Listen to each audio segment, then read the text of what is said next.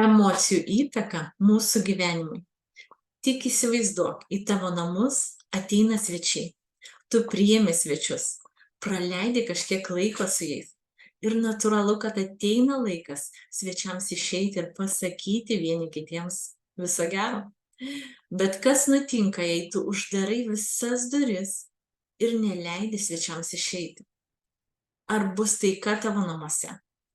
Tikrai ne. Tas pats yra su emocijomis. Jos turi ateiti, natūralu jas jausti kažkurį laiką, jaustis blogai, jausti baimę, pyktį, nusivylimą, liūdesį, bet tik kažkurį laiką. Po to jas būtina paleisti. Bet ką mes darome? Mes laikome jas giliai savo viduje. Mes laikome pyktį ant kitų žmonių, laikome nuoskaudas, kaltinimus, pyktį ant savęs, gėdą, kaltę. Visas šias emocijas mes įkaliname savyje. Mes nuolat apie tai mąstome diena iš dienos. Kas nutinka po to? Emocijos tampa įkalintos, nes mes laikome jų įsikibę.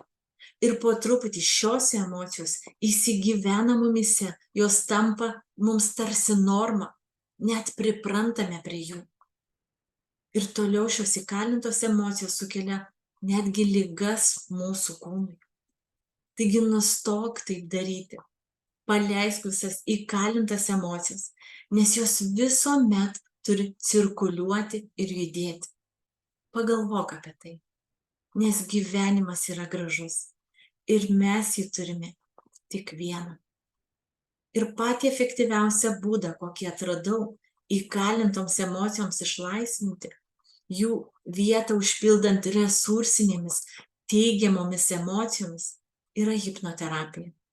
Ir jei nori išsivaduoti iš įkalintų emocijų, kurios lydi mus dar nuo pat vaikystės, registruokis nemokamai diagnostiniai konsultacijai ir aš padėsiu tau atgauti vidinę ramybę ir laisvę.